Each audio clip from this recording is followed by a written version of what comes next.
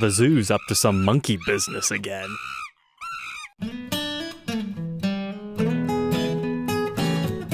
Welcome back, troglodytes, to your daily dose of guitar information, the Trogly's Guitar Show. Alright, let's just get into it. What has the Music Zoo cooked up this time in their latest made-to-measure custom orders? Well, the most bizarre one of the batch has to be this guy, 1958 Les Paul single pickup made-to-measure factory burst. However, there's a twist on this one. Because let's be real here, the Music Zoo doing one pickup reissues, that's nothing new. They've got this one in their shop. Wraptail humbucker with your usual controls and like Les Paul Jr. layout. I actually did buy and review one of these a couple of months ago. That was a really fun instrument. They also have this one in stock right now. It's got all the wood grain. That's probably my favorite of the two that are still there. However, when we go back to this one, so much has changed. So this time we have an uncovered humbucker. Now, that's not that fancy. You can technically take the pickup cover off those other ones, but this one comes stock from the factory with that. You get the aged pole pieces. And we still have the Wraptail, still factory burst, still nice plain tops, R8s. However, we have a pick guard on this one. Now that's not my favorite. I don't really like pick guard one pickup guitars. Check out the Kazuyoshi Saito signature Les Paul review that I've done. That's an example of one of those. And despite loving the look of the pick guard, it just ruins the whole vibe of having a single pickup reissue. Same thing goes for single pickup Les Paul customs. They just feel different not having the pickup here. Now whether that has to do with it just not being in your way or the magnetic pull on the strings, they're just different and they have a very nice feel to them. And the pick guard ruins it. But it sure does look so good, right? But no. Here's the real elephant in the room. These simplists over there have gotten rid of the tone control. Now, I can see people going either way on this. They're either gonna love that or they're gonna hate it. I could see a lot more people hating that though, because you got guys like Jared James Nichols out there that say the tone control is where it's at on these one pickups. You also mess with the volume too. But if you're one of those guys that never touches the tone control, maybe this is for you. However, I think what would be really cool is if they omitted the pick guard and like got Gibson to move it up. Now that is asking a heck of a lot because Gibson does not want to mess with the programming for their routers. So they'd probably have to do like a limited run of like 50 to 100 of those to make them do that. But that is definitely one interesting beast. That whole uncovered pickup kind of pulls that look off though. And you can take the pick guard off if you want, but look at the back on that. That is pretty nice. It's got some good wood grain. However, I was really sad to see that they left it the full control layout right here. Now the good thing about that is, hey, you could put something else in there if you want, like put your own distortion pedal and put the controls for it back here. I mean, it's not like Gibson's ever done that on something called the Burst driver. Don't worry guys, one day I'll review and document that. But this goes back to the whole programming the machines. They probably left it alone for that. But just having like the circular route that you normally have right here down there, that would have been freaky enough to make that another cool feature. As far as the headstock, everything looks basic with that. But that's one interesting spec'd out beast. How much was it? $6,000 almost, and it sold within a day because it's so unique. That seems to be how it is for the Music Zoo. The first batch that they do, they sell out really quickly, and then the second batch takes a little bit longer to sell. So if you're sad you missed out on this, I mean, you can contact them. They can probably get you another one, and it wouldn't surprise me if they have more orders in for one already. But the other one they did was over here in iced tea. So all the other ones have been Wraptails, right? This one kind of brings it a little bit back more to tradition, but obviously no neck pickup, no additional set of controls. It's just your regular volume and tone. I've got to say, this has a really interesting vibe to it. What I would like to see Gibson do is, you know, the Japan Junior collection we've been talking about recently on the Fender side of things. I would like to see a slightly shrunken down 24-inch scaling Les Paul that looks like this, because I think that could pull it off so well. And the iced tea color really brings this whole thing together. Awesome wood grain on the back per usual, and whoa, I can't tell if they left the string long or if that's a really big scratch. Either way, very strange to see. I'm hoping they do some flame tops of these next. I mean, the whole plain top vibe is nice, and they probably do it that way and do these on 58 reissues instead of 59s because it's a little bit cheaper. Because it would definitely be a little bit harder to find somebody willing to pay $7,000 for a 59 reissue like that. But speaking of crazy spec'd out guitars that are way too expensive, since I cover the Music Zoo stuff so often, I actually had the owner of them reach out and said, hey, do you want to do a Trogly spec'd made to measure? So we've been kind of throwing some ideas back and forth, and I wanted to show you guys what I've came up with here.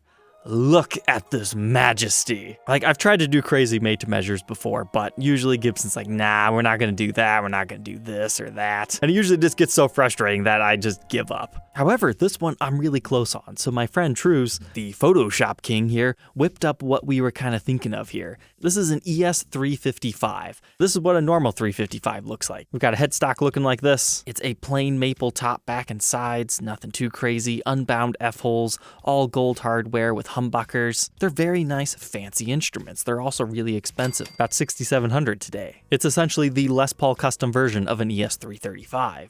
So over here, I said, I've never seen a factory burst ES style instrument. Like, we've seen some cherry sunburst, but the true factory burst in the teardrop shape, none of this whole perimeter burst stuff. So we spec'd it out like that, we gave it the ridiculous flame top, and we bound the F-holes just to be an extra fancy boy. We gave it the 70s style witch hats because they just look cool, and we blacked out all the plastics. And hey, look at that. Instead of humbuckers, I decided to go not one, not two, but 3 staple pickups in this beauty. Staple pickups, if you don't know, they're the Alnico 5s. Generally in solid body Gibson territory, you only see them in like the 54 style Les Paul custom reissues. Now you can find them in some arch tops, so this isn't too out of place, but to have 3 of them is a whole treat here. But moving up our fretboard here, we decided to go with Super 400 inlays, stopping at the proper location, still the ebony fretboard and all. And then the headstock. I was trying to go for that whole flamed headstock veneer, also do the factory burst up there, but unfortunately, that idea got axed. They said, no, we're not doing that.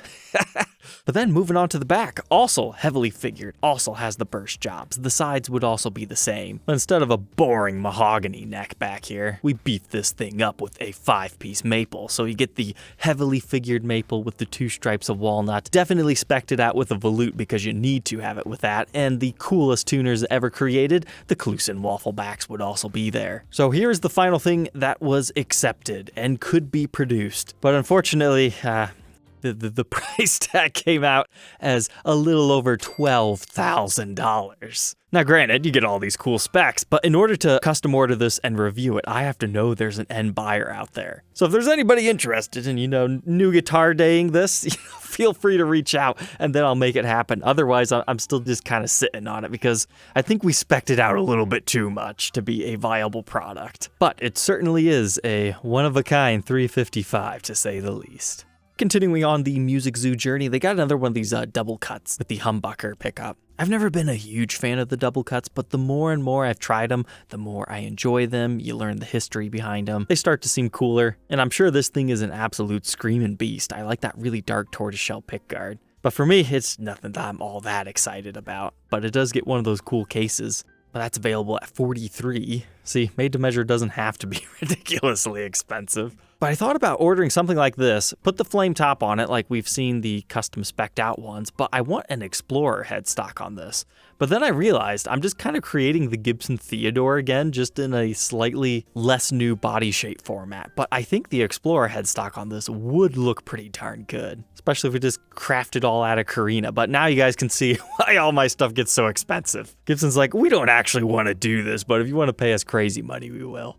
But now look at this unsuspecting Les Paul. I clicked on this one because like, okay, uncovered humbuckers, we've got all the regular stuff, but it's a Wraptail this time. Also a plain top, kind of gives you Jeff Beck vibes, except for it's not the oxblood finish. We can see they've got Grover tuners on this, so it kind of gives it a modified burst look. But then look at that, yes! Ultra pointy stinger. I love the red neck on it. Even the serial number is red on this thing for some reason. But that is the cool factor that makes this thing worth purchasing, besides the Wraptail just giving it a different feel from a regular reissue. So that one was in the shop for $5,400. It looks like there were a couple other ones they also just got in.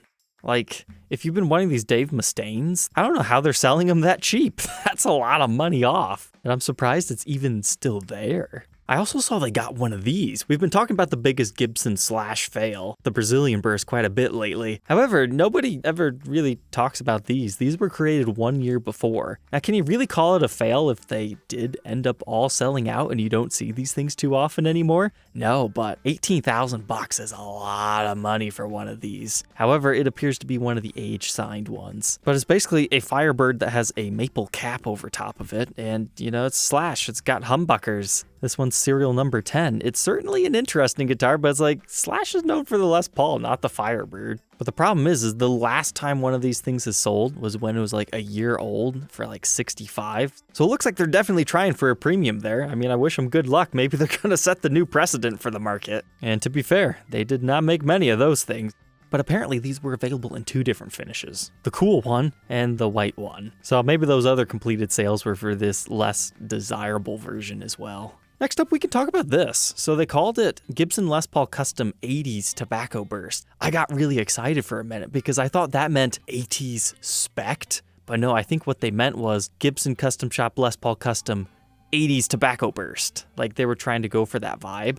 Like here's a 1981 I owned at one point in time. It's pretty close to Tobacco Burst. It's not as dark as vintage Sunburst. But here's a 1988 that's probably closer to what they wanted Gibson to shoot for. I'd probably argue this is more of a vintage Sunburst, but it just depends on the lighting angle. This is how a lot of those looked in the 80s though. So you can see there was definitely some sort of an attempt made there. However, I feel like the custom shop just failed them on this one because it should be more of a teardrop shape. They almost have a perimeter going on here. I think this thing's just missing the black speed knobs. The gold's definitely throwing me off. This really reminds me of the Tiger Lily Les Paul with the finish that they've got going on here, which if you don't know was an expensive $10,000 art guitar. That had some tiger lilies painted on it, and then you've got the engraved hardware, pickup covers, and all that.